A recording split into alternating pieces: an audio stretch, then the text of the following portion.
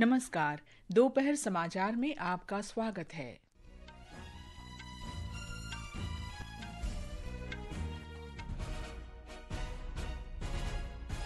प्रधानमंत्री नरेंद्र मोदी ने कहा, सरकार ने पिछले 11 वर्ष में देश की प्रगति में महिलाओं की निर्णायक भूमिका तय की। सिक्किम सरकार ने भूस्खलन प्रभावित चाटेन में फंसे स्थानीय लोगों और टैक्सी चालकों को सुरक्षित निकाला।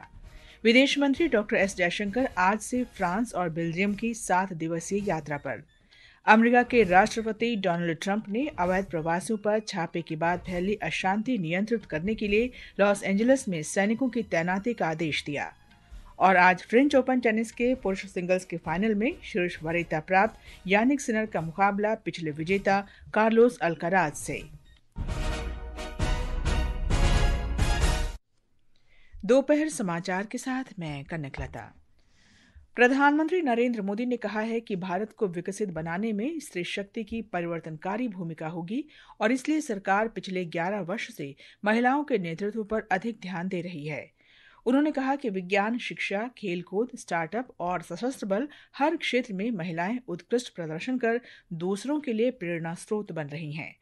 राष्ट्रीय जनतांत्रिक गठबंधन एनडीए सरकार के 11 वर्ष पूरे होने के अवसर पर सोशल मीडिया पोस्ट में प्रधानमंत्री ने कहा कि एनडीए सरकार ने विकास में महिलाओं की सशक्त भूमिका के लिए कई महत्वपूर्ण पहलें की हैं।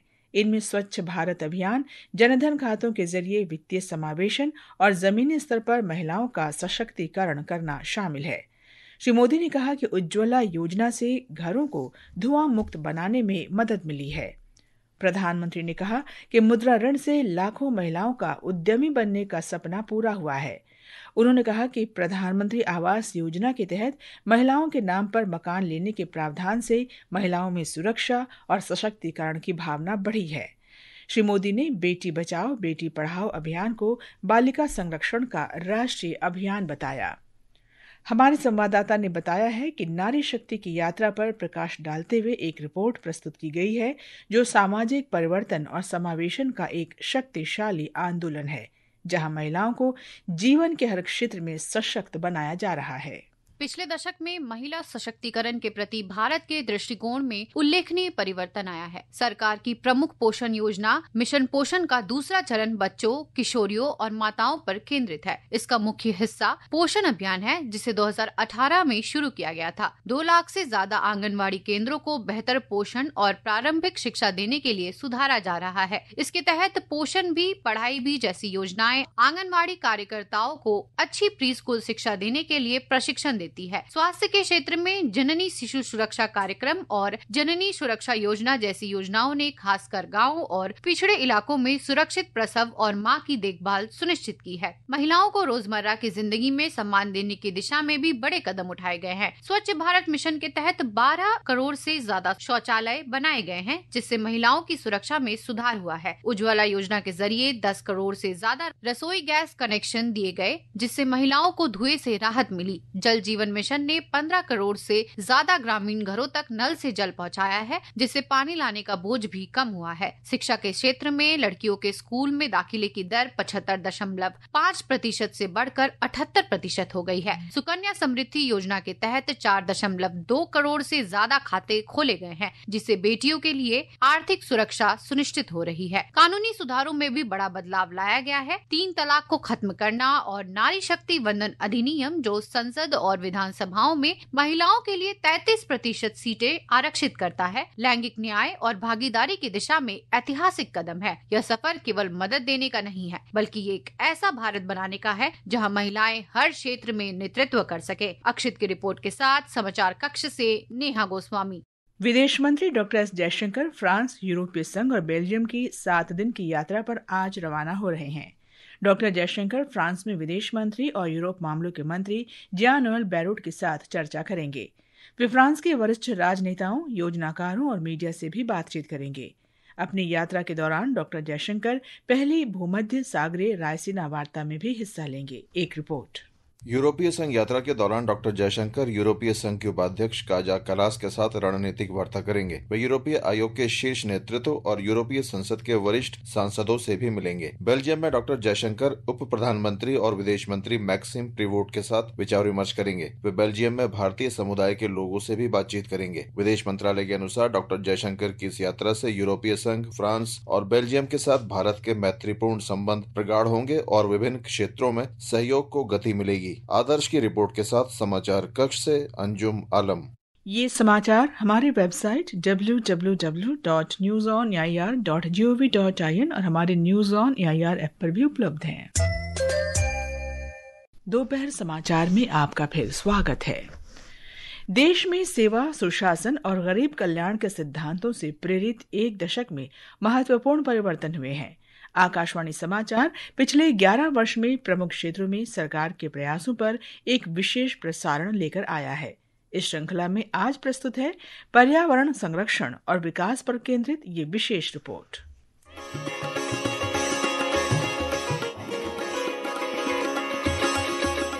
पिछले 10 सालों में भारत का मिडिल क्लास देश के विकास की यात्रा के केंद्र में रहा है। उनकी उम्मीदों को सिर्फ सुना ही नहीं गया, बल्कि उस पर ठोस कदम भी उठाए गए हैं। सरकार ने टैक्स सुधार, टैक्स में छूट, सामाजिक सुरक्षा और कौशल विकास के जरिए मिडिल क्लास को सशक्त बनाने का प्रयास किया है। नई टैक्स व्यवस्था में अब 12 लाख रुपए तक की आमदनी टैक्स मुक्त कर दी गई है। पहले से भरे हुए इनकम टैक्स रिटर्न और फेसलेस मूल्यांकन प्रणाली ने टैक्स भरने की प्रक्रिया को तेज, आसान और पारदर्शी बना दिया है। यूनिफाइड पेंशन स्कीम के अंतर्गत 25 साल की सेवा वाले सरकारी कर्मचारियों को उनके औसत मूल वेतन का 50% पेंशन के रूप में सुनिश्चित किया गया है। वहीं पिछले 10 सालों में महंगाई की दर औसतन 5% रही है, जो कि इससे पहले के 10 सालों में 8.2% थी। कौशल विकास के क्षेत्र में बड़े बदलाव हुए हैं। प्रधानमंत्री कौशल विकास योजना के तहत 1,63 लाख से ज्यादा युवाओं को उद्योगों से जुड़ी ट्रेनिंग दी गई है। राष्ट्रीय अप्रेंटिस संवर्धन योजना के तहत 2016 से अब तक 40 लाख से अधिक अप्रेंटिस को उद्योगों में काम दिलाया गया है। 2014 में जहां लगभग 9,900 आईटीआई थे,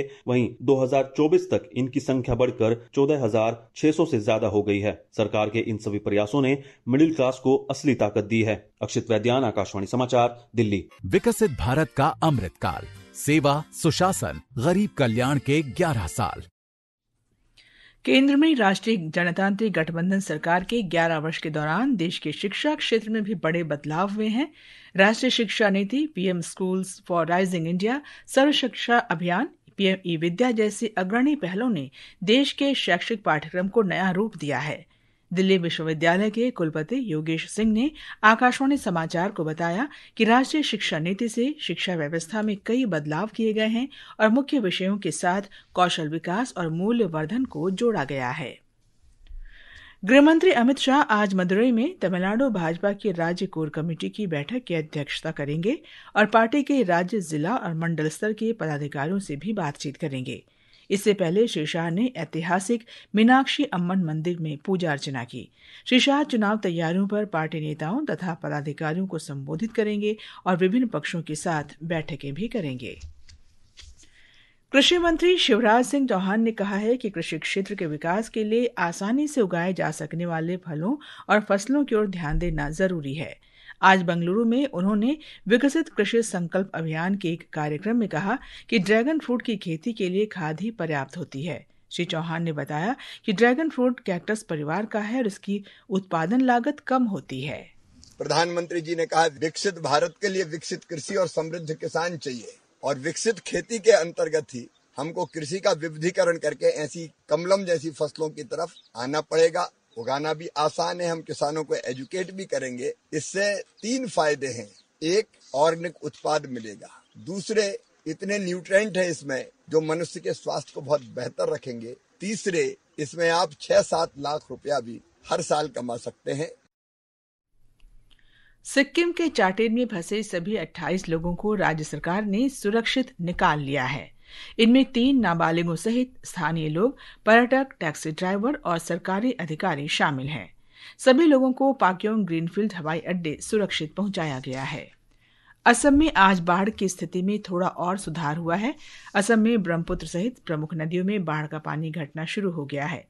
हालांकि कुछ स्थानों पर ये नदियां खतरे के निशान से ऊपर बह रही हैं। एक रिपोर्ट। कामरूप जिले में बाढ़ की स्थिति में सुधार होने के बाद ब्रह्मपुत्र नदी में फेरी सेवा आज फिर से शुरू हो गई। राज्य में बाढ़ और भूस्खलन से जुड़ी घटनाओं में अब तक 23 लोग मारे गए हैं। हालांकि आज किसी के हताहत होने की कोई खबर नहीं है। 30,000 से अधिक लोग 130 राहत शिविरों में रह रहे हैं। राज्य के 12 जिलों के लगभग 900 गांव में 3 लाख से अधिक लोग अभी भी बाढ़ की चपेट में हैं। इस बीच मौसम विभाग ने कहा है कि बराक घाटी के कछार, श्रीभूमि और हिलाकांडी जिलों के दूर दराज वाले इलाकों में हल्की वर्षा की संभावना है। गुवाहाटी से अमीनुल हक की रिपोर्ट के साथ समाचार कक्ष से वैष्णवी। मिजोरम में नवनिर्मित बैराबी सैरांग रेलमार्ग के हॉर्तोकी सैरांग खंड का आज फिर निरीक्षण किया जा रहा है। हॉर्तोकी, कावनपोई, मुआलखांग और सैरांग सेमोई रेलवे स्टेशनों के बीच बड़ी लाइन की इस परियोजना की कुल लंबाई लगभग 51 किलोमीटर है। निरीक्षण प्रक्रिया अगले 3 दिन में पूरी हो जाने की संभावना है।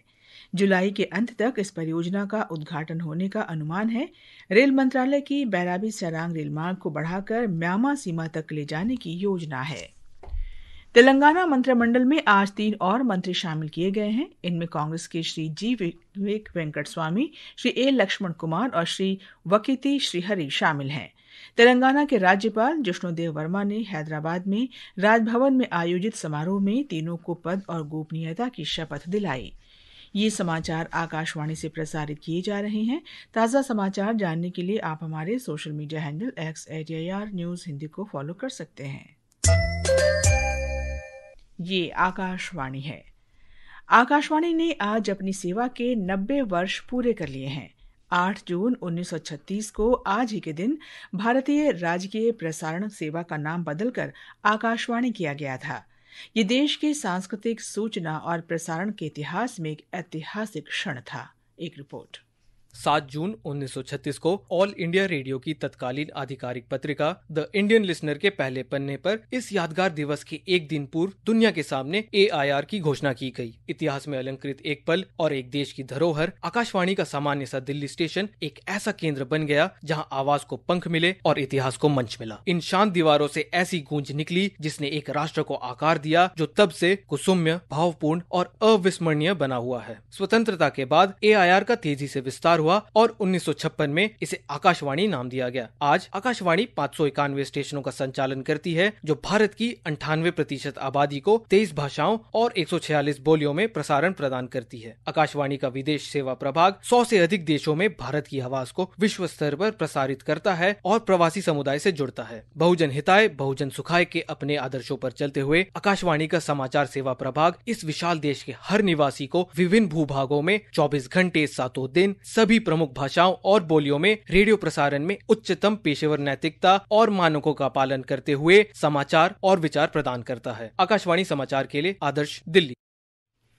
अमेरिका के राष्ट्रपति डोनाल्ड ट्रंप ने बिना दस्तावेज वाले प्रवासियों की धरपकड़ के लिए की गई छापेमारी के बाद फैली अशांति पर नियंत्रण के लिए लॉस एंजलिस में 2000 सैनिकों की तैनाती के आदेश दिए हैं।